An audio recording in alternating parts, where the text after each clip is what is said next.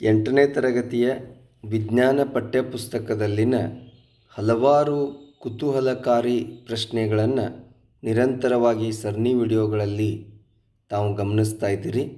ಇದು ಭಾಗ 2. ಇದರಲ್ಲಿಯೂ ಕೂಡ ಹಲವಾರು ಕುತೂಹಲಕಾರಿ ಪ್ರಶ್ನೆಗಳ ಒಳಗೊಂಡಿದೆ. ಪ್ರಸ್ತುತಿ ರಾಜು ಭೂಶೆಟ್ಟಿ. ಈ ಒಂದು ಚಿತ್ರವನ್ನು ತಾವು ಗಮನಿಸಿದಾಗ ಇದು ಯಾವ ಸಸ್ಯ ಎಂಬುದು ತಮಗೆ ಕಲ್ಪನೆಗೆ ಬಂದಿರಬಹುದು. ಇದು ಕ್ಯಾಕ್ಟಸ್ ಪ್ಲ್ಯಾಂಟ್ ಅಂತ ಹೇಳ್ತೇವಲ್ಲ ಅದು.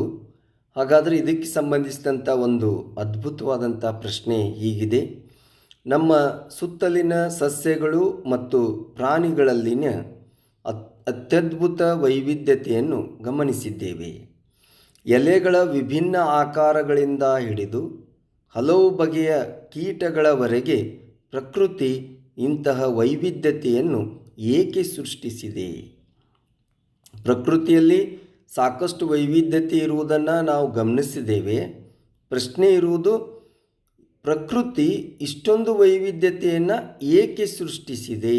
ಅದರ ಅಗತ್ಯವಾದರೂ ಏನು ಎಂಬ ಒಂದು ಪ್ರಶ್ನೆ ಇದೆ. ಇದಕ್ಕೆ ನಾವು ಉತ್ತರವನ್ನು ನೋಡ್ತಾ ಹೋಗುವುದಾದರೆ, ಪ್ರಕೃತಿಯಲ್ಲಿ ಕಾಣುವ ಸಸ್ಯಗಳು ಮತ್ತು ಪ್ರಾಣಿಗಳ ಅಪಾರ ವೈವಿಧ್ಯತೆ ಭೂಮಿಯ ಸೌಂದರ್ಯ ಮತ್ತು ಸಮತೋಲನವನ್ನು ಕಾಪಾಡಲು ಬಹಳ ಮುಖ್ಯವಾಗಿದೆ ಎಂದು ಹೇಳ್ತೇವೆ. ಪ್ರಕೃತಿಯಲ್ಲಿ ಏಕೆ ಇಷ್ಟು ವೈವಿಧ್ಯತೆ ಇದೆ ಎಂದು ಪ್ರಶ್ನಿಸಿದಾಗ ಇದಕ್ಕೆ ಕಾರಣ ವಿಭಿನ್ನ ಪರಿಸರ ವ್ಯವಸ್ಥೆಗಳು. ಭೂಮಿಯ ಎಲ್ಲ ಭಾಗಗಳು ಒಂದೇ ರೀತಿಯಲ್ಲಿಲ್ಲ. ಕೆಲವು ಕಡೆ ತುಂಬ ಬಿಸಿಯಾಗಿದೆ, ಕೆಲವು ಕಡೆ ತುಂಬ ಚಳಿಯಾಗಿದೆ, ಇನ್ನು ಕೆಲವು ಕಡೆ ಮಳೆ ವಿಪರೀತವಾಗತ್ತೆ, ಇನ್ನು ಕೆಲವು ಕಡೆ ಮಳೆಯೇ ಇಲ್ಲದಂಥ ಪರಿಸ್ಥಿತಿಯನ್ನು ಕೂಡ ನಾವು ಗಮನಿಸ್ತಾ ಇದ್ದೇವೆ. ಆದ್ದರಿಂದ ಜೀವಿಗಳು ತಮ್ಮ ಪರಿಸರಕ್ಕೆ ತಕ್ಕಂತೆ ಹೊಂದಿಕೊಳ್ಬೇಕು ಎಂದಾಗ ಅಲ್ಲಿ ಏನಾಗತ್ತೆ ಅಂದರೆ ಈ ಒಂದು ವೈವಿಧ್ಯತೆ ಸಹಾಯ ಮಾಡುತ್ತೆ ಅಂತೇಳಿ ನಾವು ಹೇಳ್ತೇವೆ. ಇದನ್ನೇ ನಾವು ಹೊಂದಾಣಿಕೆ ಎಂದು ಕರೀತೇವೆ. ಅಂದರೆ ಜೀವಿಗಳು ತಮ್ಮ ವಿಭಿನ್ನ ರೀತಿಯ ಪರಿಸರಕ್ಕೆ ತಕ್ಕಂತೆ ಅವು ಬದಲಾಗ್ತವೆ. ಅದನ್ನೇ ನಾವು ಹೊಂದಾಣಿಕೆ ಎಂದು ಹೇಳ್ತೇವೆ. ಜೀವಿಗಳು ತಮ್ಮ ಬದುಕಿಗಾಗಿ ವಿಶೇಷ ಲಕ್ಷಣಗಳನ್ನು ಬೆಳೆಸಿಕೊಂಡಿವೆ. ಒಂಟೆಗೆ ಮರುಭೂಮಿಯಲ್ಲಿ ನಡೆಯಲು ಉದ್ದ ಕಾಲುಗಳಿವೆ. ಜಲಸಸ್ಯಗಳಿಗೆ ನೀರಿನಲ್ಲಿ ತೇಲುವ ಎಲೆಗಳಿವೆ. ಕ್ಯಾಕ್ಟಸ್ ಸಸ್ಯವು ಇದರದೊಂದು ವಿಶೇಷತೆ ಅಂದರೆ ಮರುಭೂಮಿಯಲ್ಲಿ ಬದುಕಲು ಸಸ್ಯದ ಮಾರ್ಪಾಡುಗಳು ಅಂದರೆ ಎಲೆಗಳು ಮುಳ್ಳುಗಳಾಗಿ ಮಾರ್ಪಾಡಾಗಿವೆ. ಕ್ಯಾಕ್ಟಸ್ ಸಸ್ಯದಲ್ಲಿ ಎಲೆಗಳು ದೊಡ್ಡದಾಗಿರದೆ ಮುಳ್ಳುಗಳ ರೂಪದಲ್ಲಿ ಇರುವುದನ್ನು ಕೂಡ ತಾವಿಲ್ಲಿ ಚಿತ್ರದಲ್ಲಿ ಗಮನಿಸ್ಬೋದು. ಎಲೆಗಳು ತುಂಬ ಮುಳ್ಳುಗಳನ್ನು ತಾವಿಲ್ಲಿ ಗಮನಿಸಬಹುದಾಗಿದೆ. ಇದರಿಂದಾಗಿ ನೀರಿನ ನಷ್ಟವನ್ನು ಅವು ಕಡಿಮೆ ಮಾಡಿಕೊಳ್ತವೆ. Very important. ಪ್ರಾಣಿಗಳಿಂದ ರಕ್ಷಿಸಿಕೊಳ್ಳಲು ಕೂಡ ಈ ಮುಳ್ಳುಗಳು ಸಹಾಯ ಮಾಡ್ತವೆ. ಕಾಂಡ ದಪ್ಪಾಗಿದೆ ಮತ್ತು ತುಂಬ ಹಸಿರಾಗಿದೆ. ಕಾಂಡದಲ್ಲಿ ನೀರು ಸಂಗ್ರಹವಾಗುತ್ತದೆ ಮತ್ತು ಅದು ಆಹಾರವನ್ನು ತಯಾರಿಸುತ್ತದೆ. ಇದರಿಂದಾಗಿ ಮಳೆ ಇಲ್ಲದಿದ್ದರೂ ಹಲವು ದಿನಗಳು ಬದುಕಲು ಈ ಸಸ್ಯಕ್ಕೆ ಸಹಾಯಕವಾಗಿದೆ ಎಂದು ನಾವು ಹೇಳ್ತೇವೆ. ಹಸಿರು ಕಾಂಡವು ದ್ಯುತಿಸಂಶ್ಲೇಷಣೆ ಕ್ರಿಯೆಯನ್ನು ನಡೆಸುತ್ತೆ. ಬೇರುಗಳು ತುಂಬ ಉದ್ದವಾಗಿ ಹರಡಿರುತ್ತೆ. ಬೇರುಗಳು ವಿಶೇಷ ಏನು ಅಂತಂದರೆ ನೆಲದ ಮೇಲ್ಭಾಗದಲ್ಲಿ ತುಂಬ ದೂರದವರೆಗೆ ಹರಡಿಕೊಂಡಿರುತ್ತೆ. ಇದರಿಂದಾಗಿ ಮಳೆಯ ನೀರನ್ನು ಬೇಗನೆ ಹೀರಿಕೊಳ್ಳಲು ಆ ಬೇರುಗಳು ಸಹಾಯ ಮಾಡ್ತವೆ ಅಂತ ಹೇಳ್ತೀವಿ. ಒಟ್ಟಾರೆಯಾಗಿ ಕ್ಯಾಕ್ಟಸ್ ಸಸ್ಯದಲ್ಲಿ ಎಲೆ, ಕಾಂಡ ಮತ್ತು ಬೇರುಗಳಲ್ಲಿ ವಿಶೇಷ ಮಾರ್ಪಾಡುಗಳಿದ್ದು ಅವು ನೀರನ್ನು ಉಳಿಸಿಕೊಳ್ಳಲು, ನೀರಿನ ನಷ್ಟವನ್ನು ಕಡಿಮೆ ಮಾಡಲು ಮತ್ತು ಮರುಭೂಮಿಯಲ್ಲಿ ಬದುಕಲು ಸಹಾಯ ಮಾಡುತ್ತವೆ ಎಂದು ನಾವು ಹೇಳ್ತೇವೆ. ಮೀನುಗಳಿಗೆ ನೀರಿನಲ್ಲಿ ಉಸಿರಾಡಲು ಕಿವಿರುಗಳಿವೆ. ಹಕ್ಕಿಗಳಿಗೆ ಹಾರಲು ರೆಕ್ಕೆಗಳಿವೆ. ಧ್ರುವ ಕರಡಿಗಳು ಅವು ಚಳಿಯಲ್ಲಿ ಬದುಕಲು ತುಂಬ ದಪ್ಪವಾದಂಥ ರೋಮಗಳನ್ನು ಹೊಂದಿವೆ.